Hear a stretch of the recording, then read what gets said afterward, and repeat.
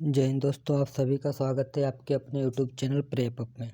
तो शुरुआत करते हैं आज हिंदी का ये पहला आज वीडियो होगा और इसी प्रकार पूरी हिंदी का आप लोगों का नोट्स मिलेगा। ये हमारे बनाए हुए खुद के बनाए हुए नोट्स हैं और बहुत ही इम्पॉर्टेंट वन लाइनर क्वेश्चन और पूरा डिटेल के साथ हिंदी का दिया है। तो आप सभी का स्वागत है और सभी लोग एक बार इस चैनल को सब्सक्राइब जरूर कर लीजिएगा। अगर आपको ये नोट्स चाहिए तो सभी लोग एक बार इस चैनल को सब्सक्राइब कर लीजिए और सभी लोगों को आपको ये नोट्स भी मिल जाएंगे। तो शुरुआत करते हैं हिंदी भाषा का विकास। अब दिया हिंदी में, हिंदी क्या है कि 3000 भाषाओं में से एक है। आप ध्यान रखिएगा, हिंदी 3000 भाषाओं में से एक है।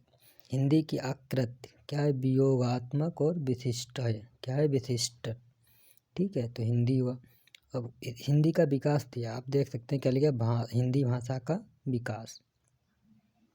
आगे दिया भारत में हिंदी भाषा के कितने परिवार हैं? हिंदी भाषा 4 परिवार हैं। कौन से? भारोपी भाषा जो सबसे ज़्यादा बोली जाती है, उसके बाद द्रविड़ भाषा दिया है, उसके बाद दिया ऑस्ट्रिक भाषा, उसके बाद चीनी और तिब्बती भाषा सबसे छोटा परिवार। आगे दिया हिंदी काल 3 भागों में बटा है। हिंदी काल 3 भागों में बटा है। तो आप देख सकते हैं कौन कौन से काल हैं। एक दिया प्राचीन हिंदी। प्राचीन हिंदी में दिया 1500 से 500 ईसा पूर्व। फिर दिया मध्यकालीन हिंदी जो 500 से 1000 ईसा पूर्व। फिर दिया आधुनिक हिंदी जो कि 1000 ईसा पूर्व से अब तक। इसमें कुछ दिया है कि प्राचीन हिंदी की अगर हम बात करें तो वैदिक संस्कृत और लौकिक संस्कृत। अब इसी प्रकार दिया मध्यकालीन में पाली दिया है, प्राकृत दिया, अपभ्रंश दिया और अभट्ट दिया है। अब आधुनिक हिंदी की अगर हम बात करें तो सबसे पहले दिया है बांग्ला, असमिया, उड़िया, मराठी, गुजराती और अन्य। हिंदी का विकास दिया है संस्कृत। हिंदी का विकास संस्कृत, पाली, प्राकृत, अपभ्रंश, अभट्ट, प्राचीन हिंदी और प्रारंभिक हिंदी। तो ये हिंदी का विकास दिया है। आगे देते हैं अपभ्रंश से आधुनिक भारतीय भाषा का विकास। अपभ्रंश के भेद होते हैं। अपभ्रंश में होता क्या? दिया है शोर श्रेणी के 3 पार्ट दिए हैं, पश्चिमी हिंदी, गुजराती और राजस्थानी। 3 भाषाएं दी गई शोर श्रेणी में। फिर दिया मागधी में आता है बिहारी, असमिया, उड़िया और बांग्ला। 4 भाषाएं आती हैं मागधी में।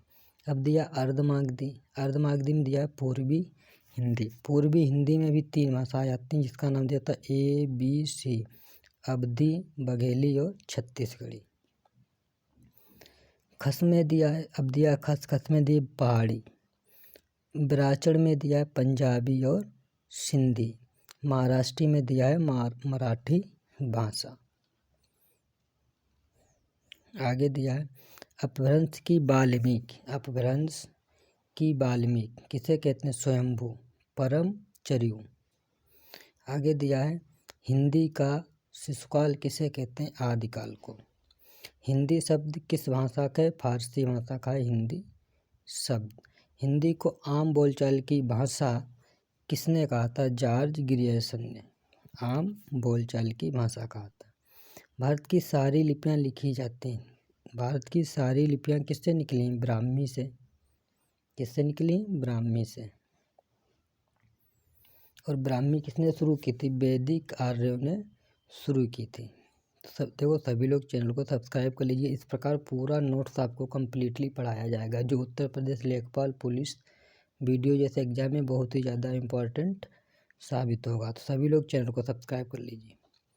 आगे देते हैं गुप्त काल के आरंभ में ब्राह्मी के 2 भेद होते थे। कौन से 2 भेद?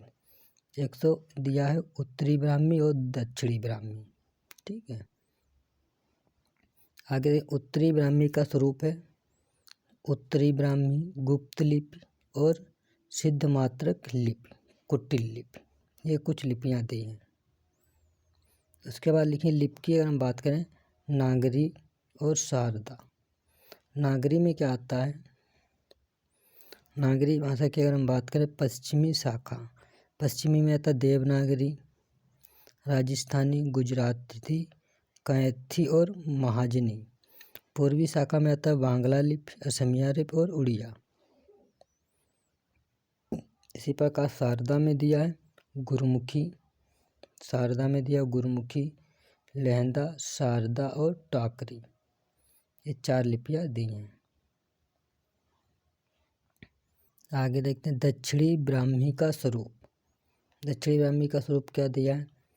तेलुगी कन्नड़ लिपि, तमिल कलिंग लिपि का, आगे दिया ग्रंथ लिपि और मलयालम लिपि।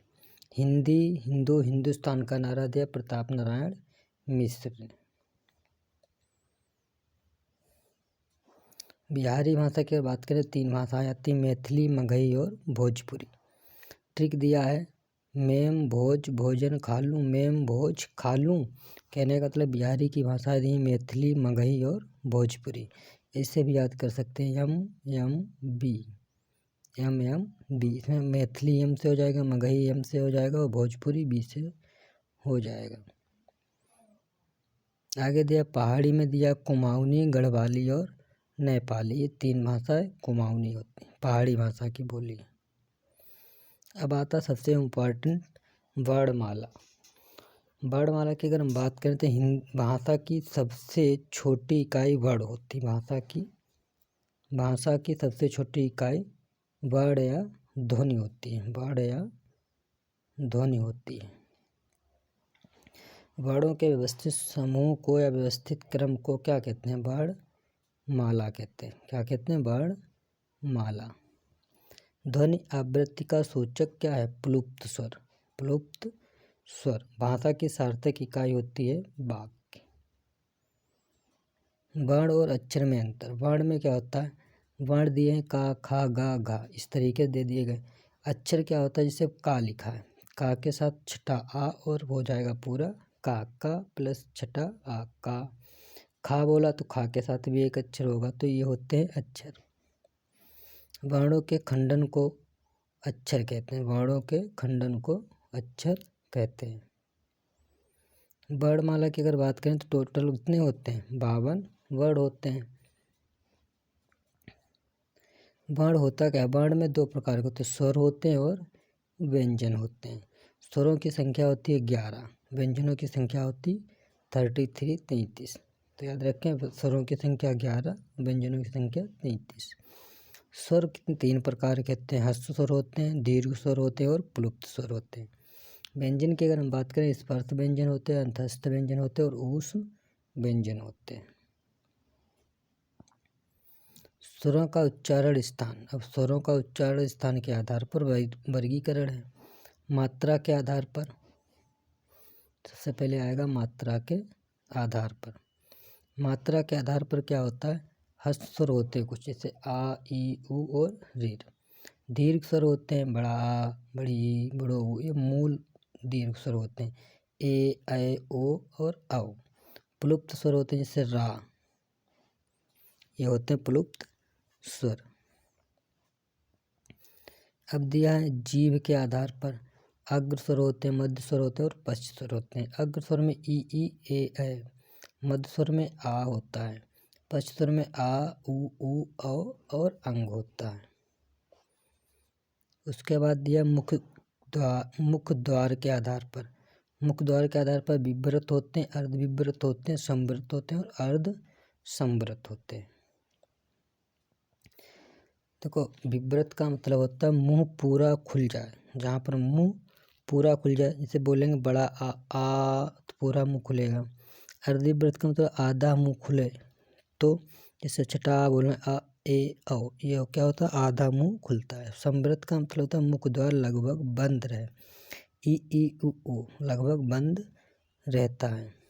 अर्धविव्रत का मतलब होता है मुख द्वार लगभग आधा बंद रहे, ए और ऐ, ए, औ।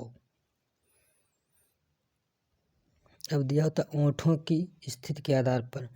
ओंठों की स्थिति के आधार पर होते 2 प्रकार के, व्रतमुखी और अव्रतमुखी। ये होते हैं व्रतमुखी, आ, ई, ए, ऐ, उ, औ, ये अव्र, ये होते हैं व्रतमुखी।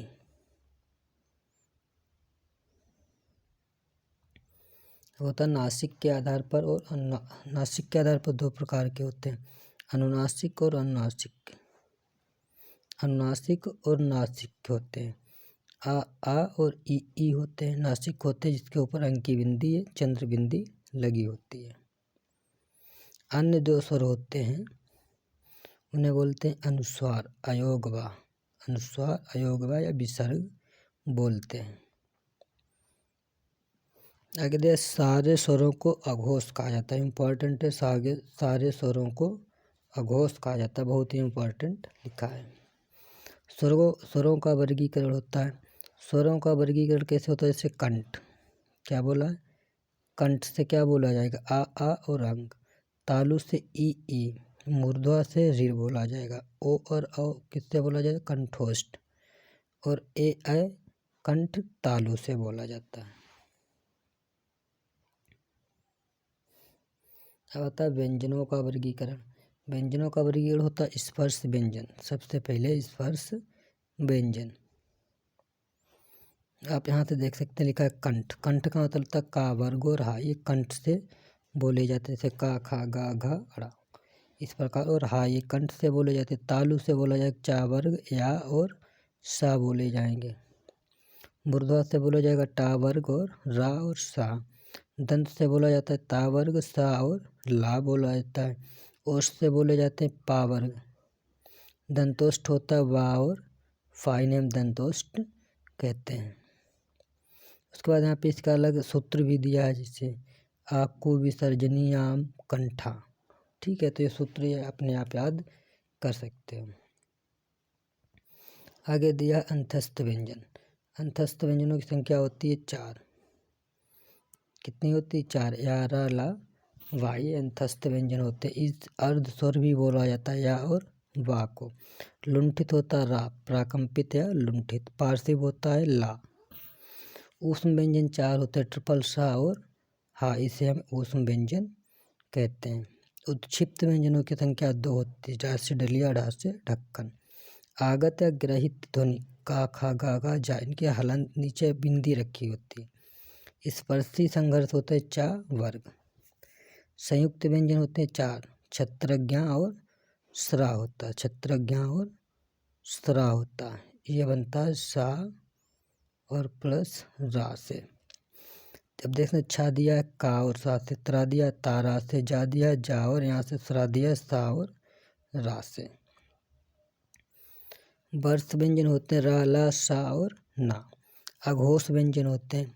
अघोष में दिया वर्ग का पहला और दूसरा वर्ण प्लस तीनों सा। अघोष की टोटल अगर हम बात करें तो टोटल होते 3 वर्ण, 13 वर्ण होते हैं अघोष, बाकी सब सघोष होते हैं। पहला और दूसरे का मतलब जिसे दिया होता है वर्ग के 5 वर्ग में दिए होते हैं नंबर्स, का खा गा घा और अड़ा। अब इसमें जैसे लिया वर्ग का पहला लिखा है, वर्ग का पहला ये हो जाएगा, दूसरा ये हो जाएंगे अघोष, और बाकी ये इधर वाले इधर सघोष हो जाएंगे। इसी प्रकार सघोष वर्ण का तीसरा, चौथा, पांचवा वर्ण और यारा लावा सारे स्वर और हा सब उत्क्षिप्त व्यंजन, बाकी सबके सब जो भी हिंदी होते हैं वो होते हैं सघोष। अल्पप्राण जिस तरीके से ही बताया था, का खा गा पहला, तीसरा और पांचवा वर्ण का पर्ण और यारा लावा और डा, ये अल्पप्राण होते हैं। बाकी महाप्राण होते हैं 2 और 4 वर्ग का दूसरा चौथा वर्ग का वर्ण होता है महाप्राण, ट्रिपल सा और ढा से ढक्कन। स्वतंत्र मुखी का हा होता है स्वतंत्र मुखी में। तो इस प्रकार ये वर्णमाला भी समाप्त हो गई। तो सभी लोग एक बार इस चैनल को सब्सक्राइब कर लिए। इसी प्रकार पूरे नोट्स आपको पढ़ाए जाएंगे और नोट्स की PDF भी आप लोगों को मिल जाएगी। सभी लोग चैनल को सब्सक्राइब करेंगे, मिलेगी उसी को जो चैनल को सब्सक्राइब करेगा।